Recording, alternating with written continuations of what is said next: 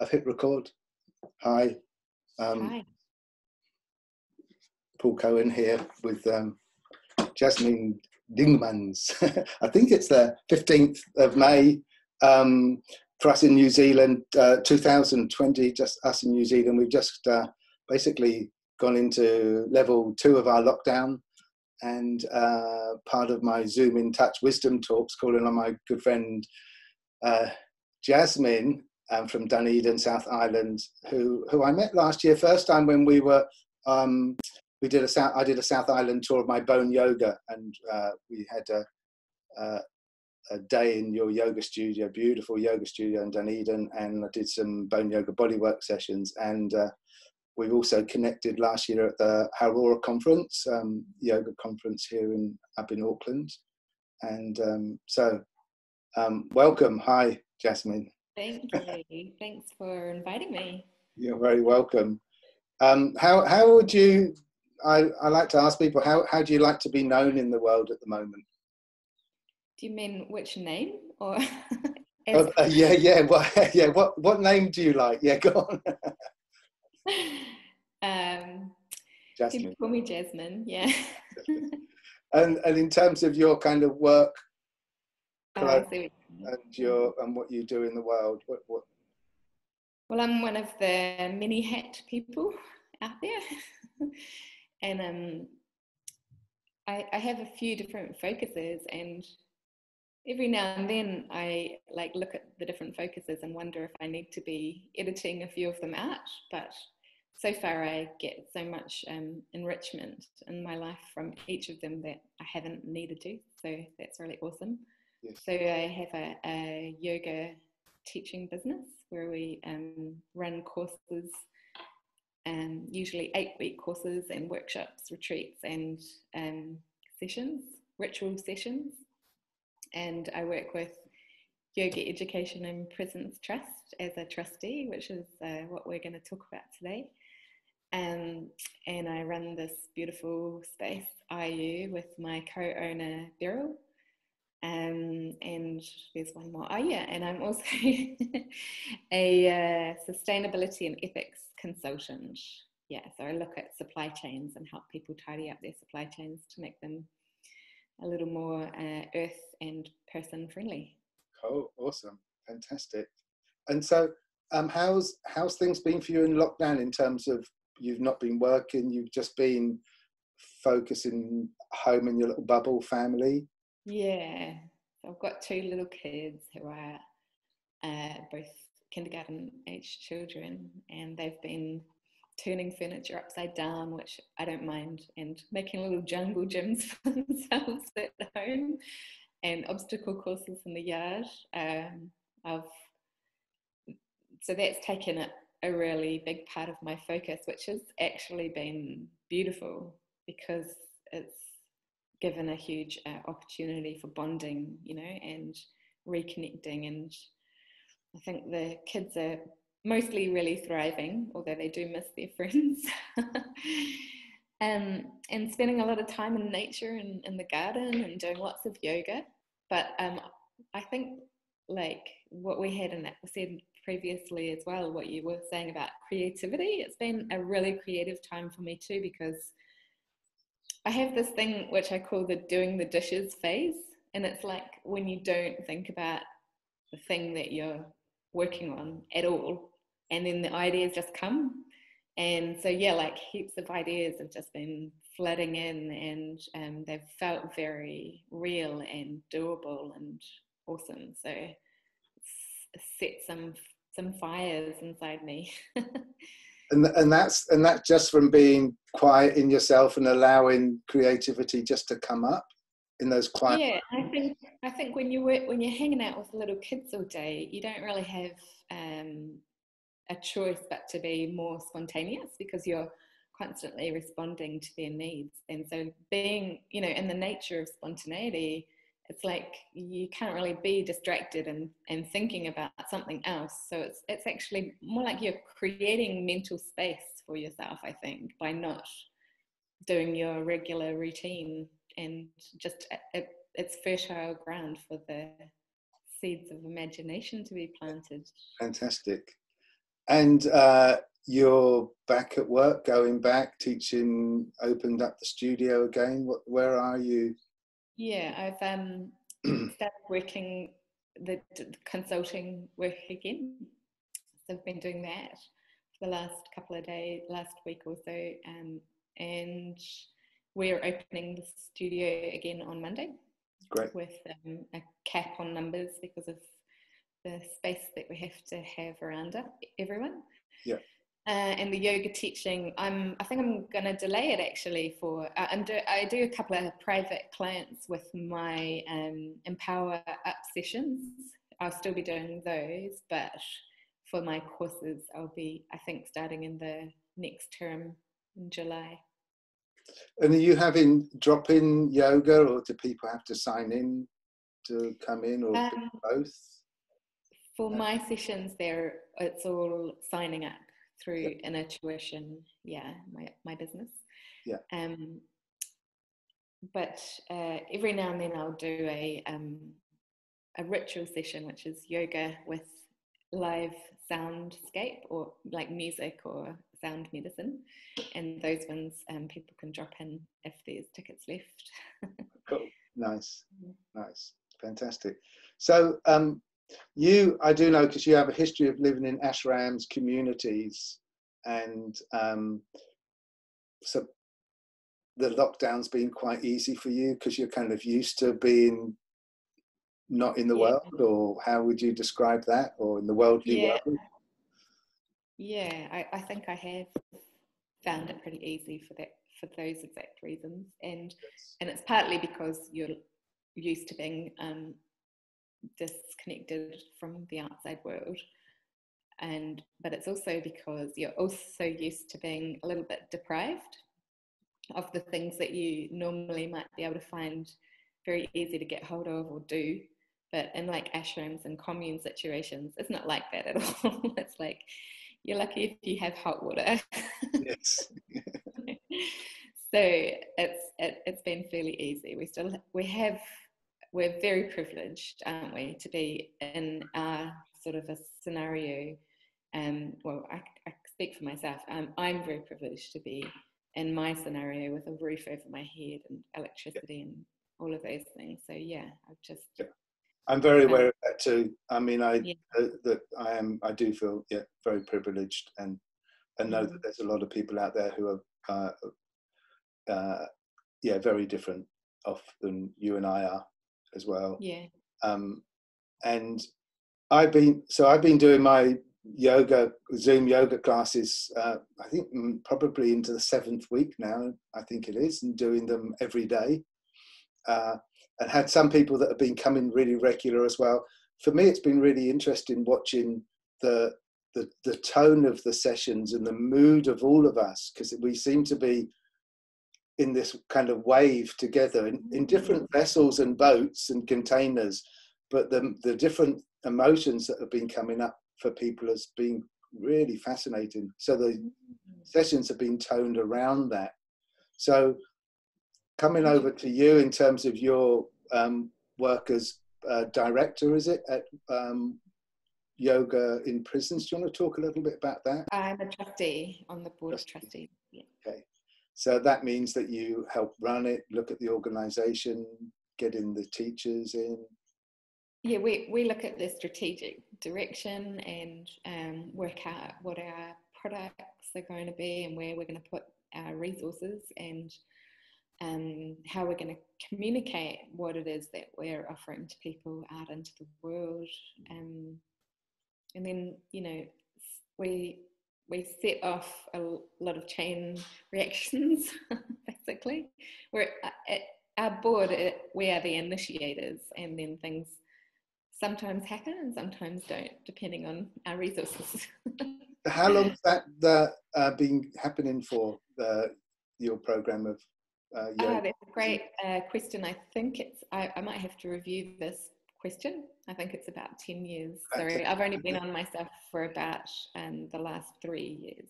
Okay. And this is regular classes in a prison or a number of prisons? Actually, our main avenue that we use is through our correspondence course. So we have a correspondence course that we deliver to every prison in New Zealand right now, to the prisoners in every prison in New Zealand.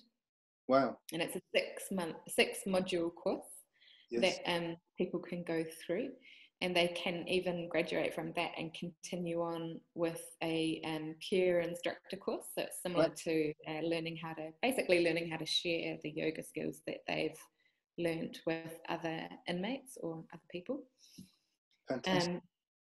So we have also been supporting, we've got a group of affiliated teachers around New Zealand, and we've been supporting them going into prisons as well and teaching live classes. Yes. By liaising with prisons, liaising with the people, making sure they've got the right qualifications and experience, and we also offer trainings to our teachers and the public to learn, like trauma-informed training as an example. So what do they learn? There's 6 modules. What would you learn? What would the prisoners learn in a module, and how long would that module last? The module is around 4 to 6 weeks, each module, but they can practice it for as long as they want. We just ask that they don't send the correspondence in until 4 to 6 weeks after they've received the module, so we know that they've practiced. And the module covers everything. Each module covers everything because we're giving them a foundational grounding in all of the aspects of yoga lifestyle. So it will include meditation practice and pranayama and some activities. And then, and we do it in a gradual, progressive way throughout the course. So it starts off pretty straightforward, giving a lot of theory as well, background in yoga and philosophy. And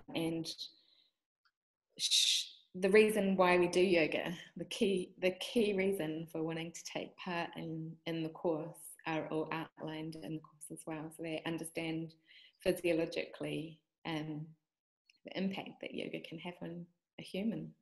Fantastic. That's awesome. And do you have many people on the program?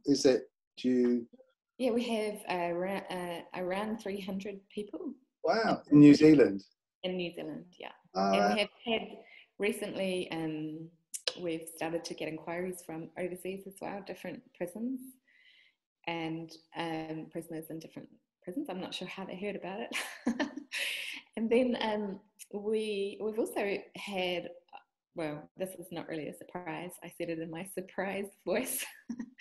But we've also had a massive increase in inquiries during the lockdown period because partly probably because none of the teachers have been able to visit during this period. Yeah, never thought about prisoners in lockdown also being affected by other people's lockdown as well. That's quite ironic in a way. Well, they're in their own extra lockdown. Yeah. During this time, and they're not actually, service providers are not allowed access. Wow.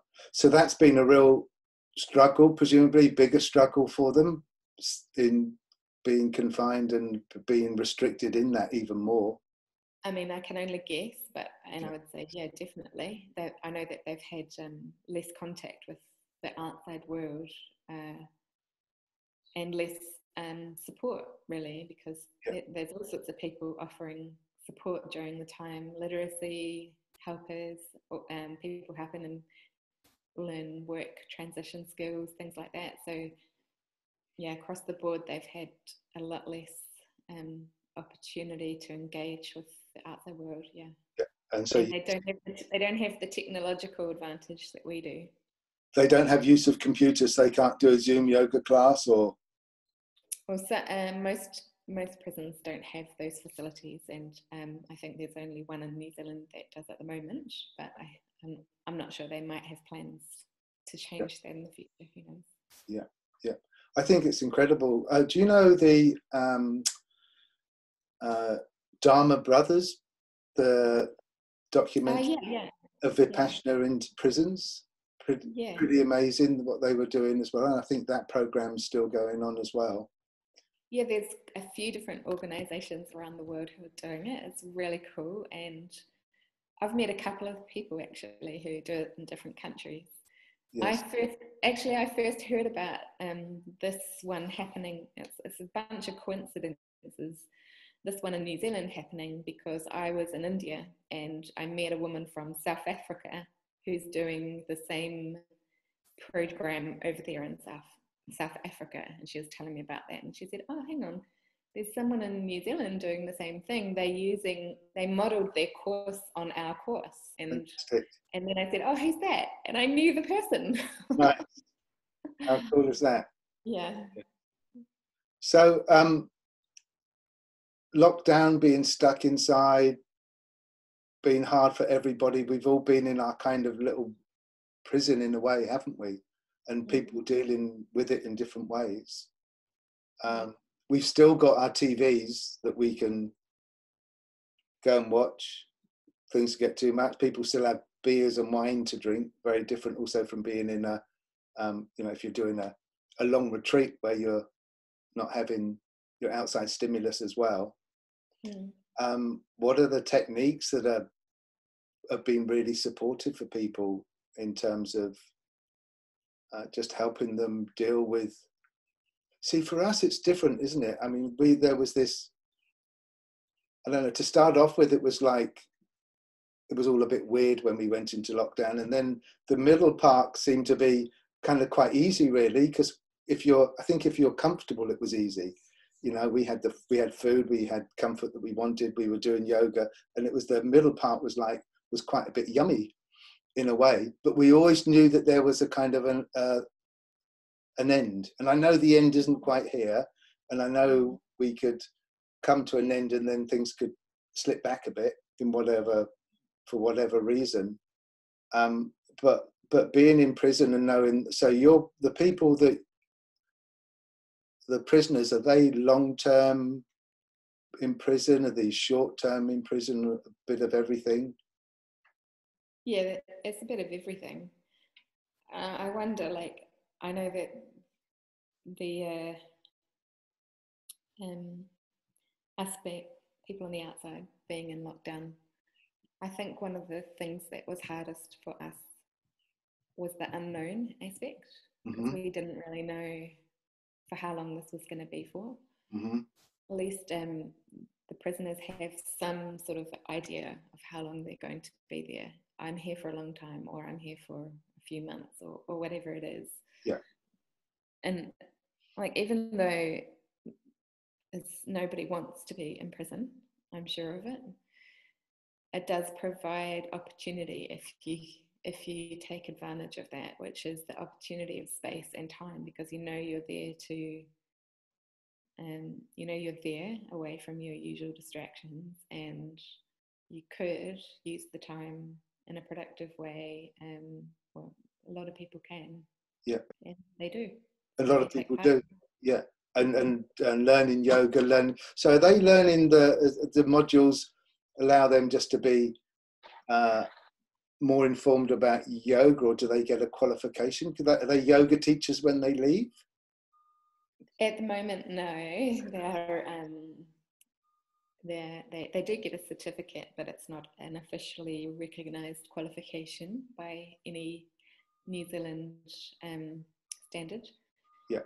So we are looking at a few different ways that we could make that happen, and it is definitely a dream of ours and something that we're working towards, to offer teacher trainings in these scenarios. And we see that as actually a very powerful, a powerful avenue to take, basically because if we can have these people, learning and then teaching what they've learned to the people in their community, then we're reaching the right people at the right time, Yeah, fantastic.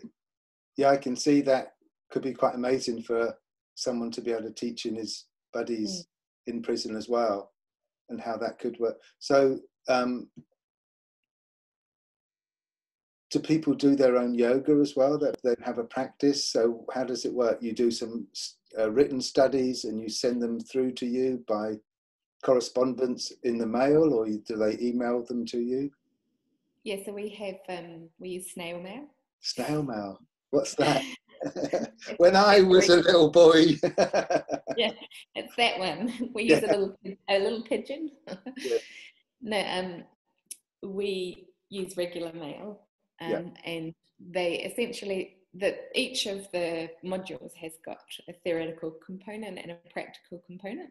Yeah. And so our expectation is that they'll be practicing and reading the whole of the theoretical component.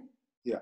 And practicing as daily or as often as they can, and in the way that's set out in the book. So there's images in there for them to refer to, as well as, you know, key instructions about how to breathe and how to sit with your spine and so forth. Yeah. And then at the end, once they've completed it, they answer 4 or 5 questions on a feedback form, and they'll write usually a page or 2 of reflections on how they found it. And that's the jnana yoga part. So they're like, you know, working on self-reflection, seeing how the yoga has affected them and their lives.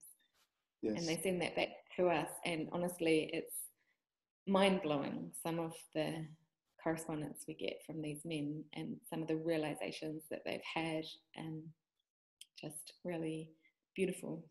Fantastic. What an awesome thing to be able to offer. It sounds really rich, really complete, and so supportive of people who really need it, like we all do in many ways. We all need it, and no, that's fantastic. I'm really impressed. I was really impressed with your talk that you gave at the Aurora conference last year as well, and your depth of knowledge and understanding around that, and the psychology also of people being incarcerated as well. You got any insights of that? Sorry?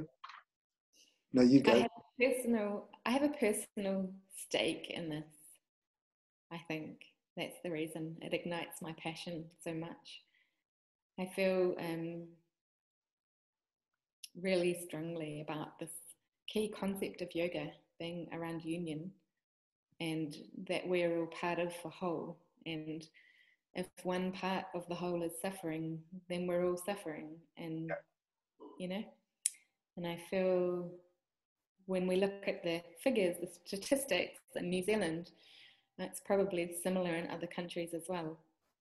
And we see that there's a lot of inequality, and the prison population is like a litmus for that inequality. We know already through that there's a lot of unfairness in the system, from you know, financial unfairness all the way through to the judiciary system, which thankfully Labour have promised that they're going to be looking into and changing while they're in government. But I feel like by reaching into this community of people, which is made up of community, when I'm talking about the prison population, which is made up of people who a majority of them started off in poverty, and a huge amount of them are suffering from PTSD and other mental and physical ailments. As well as that, we've got that huge proportion of prisoners who are Māori. It's disproportionate amount of people who are Māori compared to the proportion of population they make up in New Zealand. It's more than 50% in prison, and around 15 to 16% total population that they make up. So you can see these glaring inequalities straight away. And I feel like reaching into these populations and offering tools for empowerment is exactly the way to, you know, give some equity to the people that definitely do need it the most. Yeah, there's definitely a lot of people who could need a lot of love and compassion and forgiveness, tolerance. I don't know what it might be, but just because someone is incarcerated doesn't really mean they're a bad person.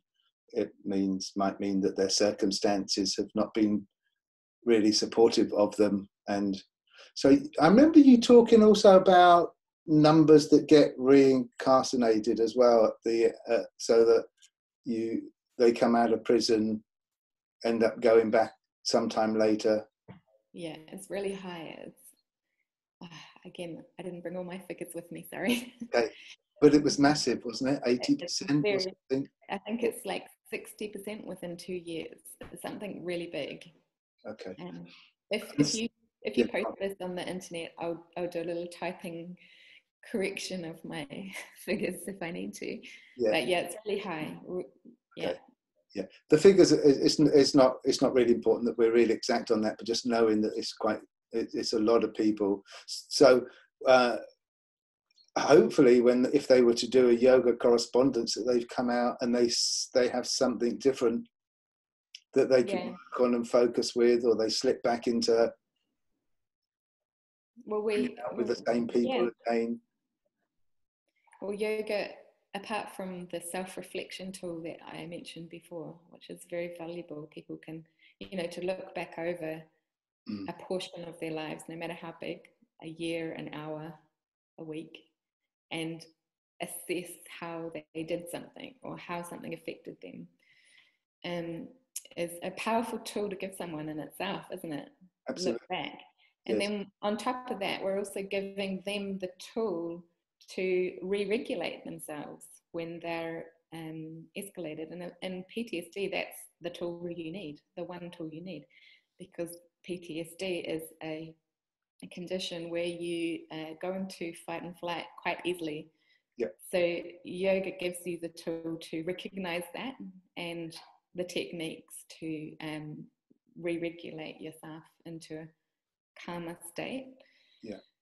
And the idea is that the more we practice that, the more we can put it into real life situations, and we're able to regulate ourselves in the difficult situations that we face. And this gives us the ability to create space enough to respond to a situation, as opposed to allow our chemical fight and flight response to react, And in practice, how powerful could that be for somebody who's learned habitual patterns of violence and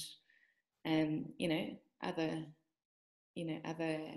acting out ways of being relating. Yeah. We all have those patterns, though, don't we? Too. Yes. I mean, I've been watching my patterns come up and change a lot over the last 7 weeks, and more frustration and anger at the beginning, not knowing my sure footing, and then feeling a bit more okay, and then there's more frustration coming out now because there's lots of planning, decision making that we need to now put in place, and how are we going to function in the world, and do I open up, do I teach again, there's all this stuff that's going on. But it's that same habitual patterns that we all come across and get challenged with, and you're saying one of the processes of dealing with that we do know is working with the breath. And if you work with the breath, and so that you don't have, there are some figures out there about the breath cycle. Like 50 years ago, we were breathing less breaths per minute than we do now, and so that basically what I read was that most of us are in flight and flight all the time, because we're rapid breathing, so we're in the sympathetic system, ready, poised, ready, and particularly with all this stuff that's going on in the world, and different rabbit holes that we end up going down, finding all these many different truths, and none of them tend to be a truth, and then being confused. So that breath, using one's breath, slowing it down, making it more even. I mean, absolutely. Like the thing you said, I think we are all in, a lot of us anyway, are in a high level or moderate level or even a low level of stress in our bodies and the fight or flight response. Yeah. And when you think about it, it's totally reasonable, because we're only meant to be, we are adapting. You always adapt to your new environment, but it does take time. But when you look at a city and you see like how many messages our human brain is processing at any one time, the billboard up there, the lights that I've got to pay attention to before I cross this intersection, this person that's about to bump into me, like all of this information that's coming at us and we have to process. It's a lot for a system to process, quantity-wise. Yeah. So to me, it makes absolute sense that we would all be in a state of stress response or fight and flight, because in order to deal with this overload of information, it's like, okay, I've got to be alert. I've got to pay attention to this. Like, it actually takes a proactive approach of recreating our relationship with our nervous systems in order to be able to, face things that take great overwhelm, that have so much quantity of input coming in. Yes, yeah. And we all slip into it, don't we? Unknowingly. I remember years ago someone telling me a story of when he went back to New York and he was in a really calm space, and he was walking along the street in New York and he's saying, I'm going to stay in my own pace, I'm going to do it really cool. And he was, the first block he went, the second block was okay, and then suddenly he was just walking as fast as everyone, and he just got back into that rhythm. And you kind of, I suppose it's a bit insipid, isn't it, in many ways, that we just live. We're colony creatures, so yes. We're also attuned to each other's nervous systems.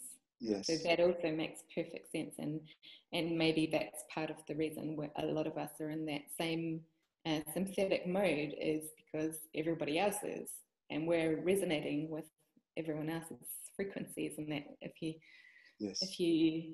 see what I mean. Yeah, we're absolutely all connected. I've been feeling that when I'm having a certain emotion, that it's definitely just not mine. I don't think I'm alone with my, whatever it might be, if I'm feeling confused or upset or angry or lost or griefful. I think we're all moving through very similar things. We kind of see that the world, this is just one world, isn't it? We're all part of the same planet. We can feel that in a weird sort of way at the moment. What's your favourite breath work to do? Great question. Thank you. Well, like when I ask my kids what their favourite colour is, I always end the sentence with today. Okay. So I'm allowed to change this tomorrow. Can I ask you a question, if you don't mind? What's your favourite breath work today? I think that's cool. I like that, because it might not be tomorrow's. I really get that too. Absolutely. Yeah. Okay, so today, while I'm sitting here talking to you about these topics, yes, my favorite breath work is simple awareness of breathing. Honestly, like, I think that's the most powerful thing that a person can learn, is to notice how they're breathing. Yeah. And to see how that feels and how that impacts them to breathe in the way that they're breathing. Because all breathing is natural breathing, isn't it? It's just some breathing is for a certain scenario, other breathing is for another scenario, and they're very effective, aren't they? All of those ways of breathing. Yeah. So it's more about really recognizing how you're breathing and what that means. Yes. Yeah. Yeah. Yeah, you're going to breathe very different if there's a tiger chasing you. You're not just going to go into lies 4 in, pause for 1, 6 out. You're going to start functioning different. Yeah. Yeah. So like I know from my history as a yoga teacher, and through my training and all the years of teaching, that I always got this sense from the yoga community, but it could have just been the people around me, that there's right and there's wrong and there's this and there's that, and this technique is better than that technique, and and I just feel like you have to be careful the words you use when you're speaking to a human, let's say, who goes into fight or flight regularly. If you tell them that the way they're breathing is wrong. Yes. Yes. It's not wrong. They're doing exactly the right breathing for their state and for their situation. Yes. They are. It's just if you're aware of it, you wonder to yourself, oh, do I need to be in this state? Yes. And then you change the whole state, not just the breathing. Yeah. If you want to. Yeah. So it's choice and informed breathing rather than just choosing one. It's like you can't do one breath for everyone. Everybody's got their own style. We've got our own history, our physical makeup, all of those. Yeah, but there's the physiological principles, of course, and I loved that's what I teach first and foremost to my students is how does the function of breathing actually work, and which breathing is usually reflective of parasympathetic response and sympathetic and so forth. And people can use those principles and that knowledge to apply to their own bodies, you know. I feel like that stuff that was missing from my primary school education. I remember, I'm going to ask you if you wouldn't mind in a minute to take us through a little some breath work. But just a memory came up, and it's kind of quite ironic too in some ways, that when I was probably about 6 years old and at school, and I remember the teacher, we had to lie down on the floor, and she came up and lifted your arm up, and you had to flop it down. And at that time, I thought that was one of the most amazing things. I remember it really clearly, that was an amazing thing to teach me. I don't know why. And now I'm in my 60s, and that's what I'm teaching. It's kind of cool, really. How old were you when that happened? I think I was about 6 or 7. I was at infant school. There's a few things I remember about infant school at that time. One was just being regularly caned by the headmaster because we just were a bit naughty. And the other one was that teacher doing this, lifting up your arm, and you had to keep it floppy. And I thought that was quite a really cool experience. But I remembered it too, which was quite interesting too. What a funny story. No, it's cool. I love how, things, we're a continuum, aren't we? We're a continuum. We do gather all of that information, and all the stuff that resonates, it sticks forever. Yeah. So do you want to take us through some breath work? Okay. Or take me through it, and then the audience, when they watch, they can also do this too, or they can listen to this as well. All right. So this is breath awareness practice, and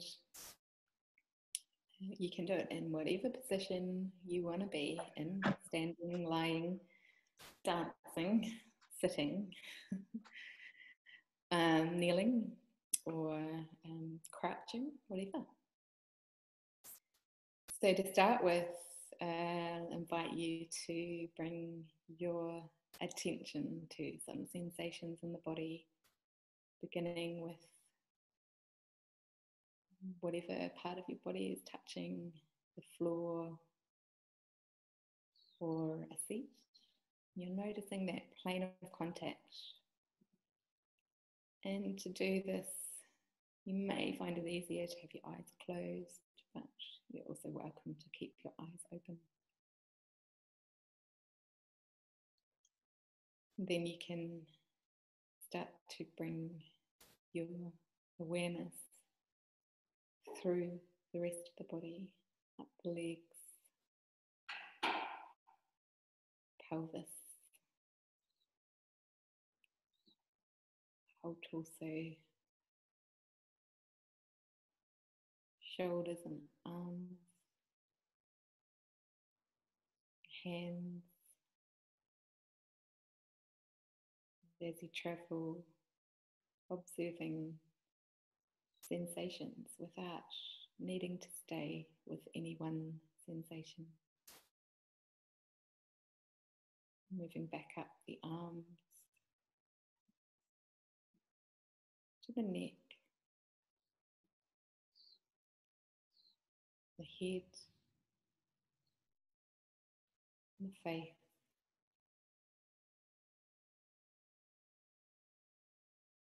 And taking a moment to bring your awareness into the whole body, whatever position you're in.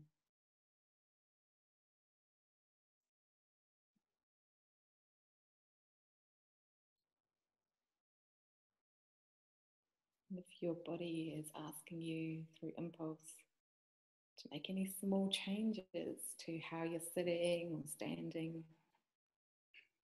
you can go ahead and do that. And start to bring your awareness to nostrils, noticing the sensation of the breath coming into and leaving your body.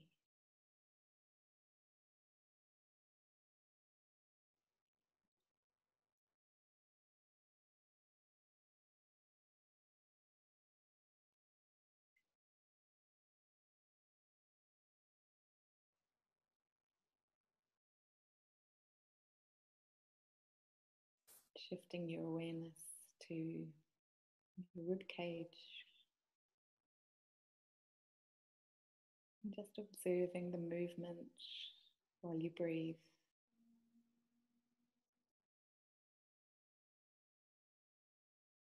And as you stay with your rib cage, maybe you will notice any small areas of tension or holding on that you can let go of to allow this breathing function to happen a little more smoothly.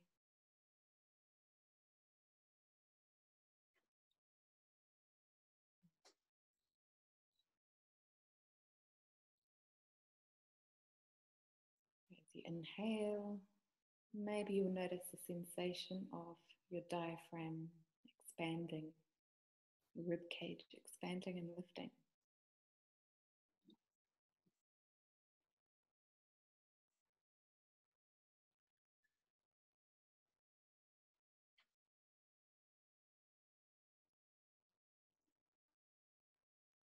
And as you exhale,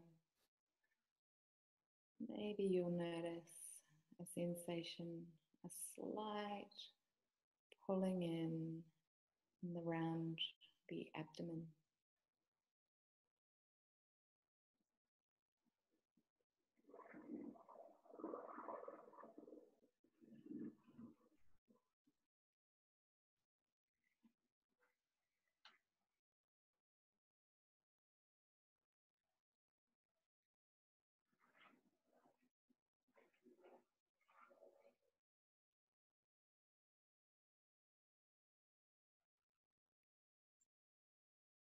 Every inhalation, noticing your ribs expanding and lifting.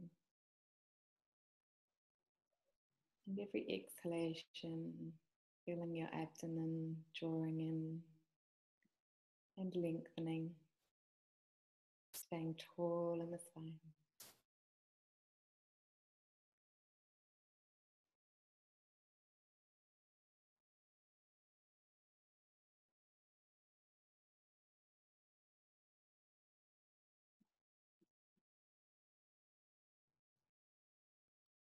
If you notice your body is asking you through impulse to breathe a little deeper, go ahead and follow that impulse.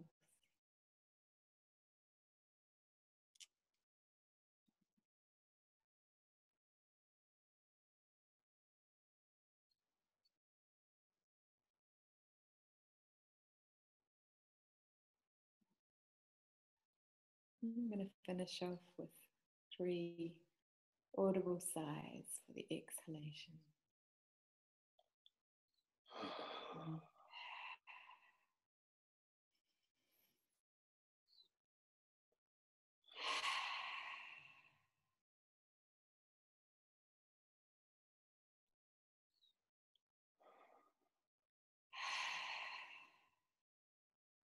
And keeping your eyes closed if they are closed.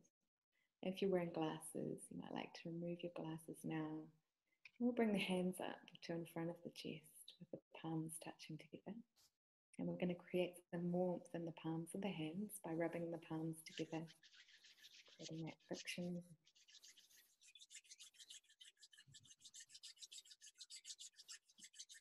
And then we'll bring the hands up to cover the eyes while the eyes are closed, with the ring around the palms of the hands covering the eye socket to create a seal of darkness.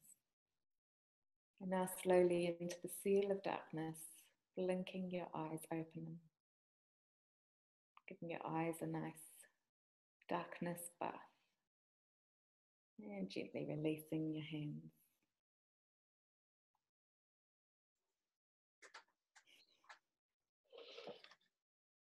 Thank you. Namaste. Namaste. Thank you. Nice. I think one of the things that, and talking to a lot of yoga teachers and hearing a lot of yoga teachers talk, is coming back to simplicity in what we're doing in yoga, and real simple breath work is just so powerful.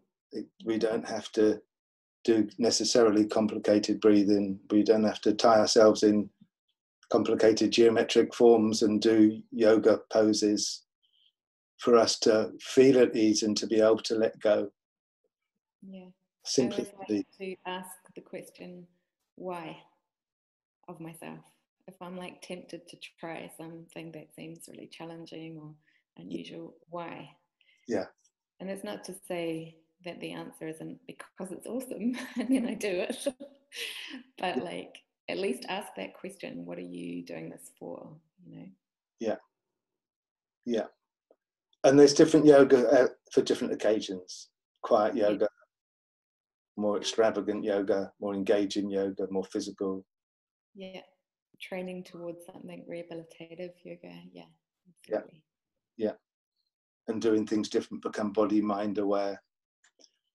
Taking it nice and simple and easy. Yeah. Well, I work through, I guess, a nervous system lens. So I'm always, thinking about how, or feeling into, it's probably more accurate, how the nervous system is going to interpret the instructions and how the nervous system is going to interpret the activity. Yeah. Fantastic. Helping people with breath, supporting prison population, so awesome. And you've got a wonderful studio down in Dunedin. I hope to get there one day. I hope we can travel around New Zealand one day. Oh yeah, well maybe it'll be by bike, but yep. Yeah. We've got a couple of electric bikes. We can do 4 hours at a time, I think, something like that. So that would really be before they need 4 hours. We could do probably about 50k, and then we have to charge them for 4 hours. So it'll probably take us a week or two to get down to you. Yeah. Wow. Well, you're welcome anytime. Thanks. Thanks. Anything else you'd like to share with us before we close, or? I don't know. Like we Yoga Education and Prisons Trust is a charitable trust here in New Zealand. Yeah. We do rely on donations and grants as our way of operating. Yeah. So I guess like if there's anyone listening to this or watching this who feels like really resonant with the idea of creating some powerful equity tools for our society and to reaching those people who really need it. Yeah. Then they can either get in touch with the Yoga Education and Prisons Trust and find out a way that they can engage. Awesome. Or check us out on Facebook or our website. Yeah, I'll put a link of that website at the end of the video or in the blurb by the video, so people can have a look, see what's going on, have a peep at what you guys are doing in your awesome work. Take my hat off to you. We had a big fundraising gala due to happen down here. Yes. Which had to be cancelled. So we're now looking at other alternate routes to get some more resources coming our way. Good. Well, I hope people watch this video become inspired by your kindness and your generosity, and the other people that are working in the yoga for prisons, NUS, the Prison Trust, and hope you get lots and lots of money from people. Yeah. Well, I mean, I guess I'd just also like to say that Ariadna set up the Yoga Education in Prisons Trust, and she had the vision and really has been a driving force behind this the whole time. And we've now got this amazing team of trustees and volunteers, as well as affiliated teachers all over New Zealand. So there's really a lot of passion behind this project. So I don't think we're going to go away at any time. Don't go away. No. No, we're just going to keep going. So yeah, we just really want to reach more people and help change more approaches to life, more people's approaches to life. Fantastic. Awesome. Keep growing, keep supporting people, keep doing what you're doing. That's fantastic. It's been really lovely connecting with you again. I've really spoken much over the last few months, and yeah, I've really enjoyed this, and thanks for sharing all your passion with everybody. And thank you. Thanks for the opportunity. Yeah, cool. So I'm gonna log us off now. I'll stop recording, and so thank you so much.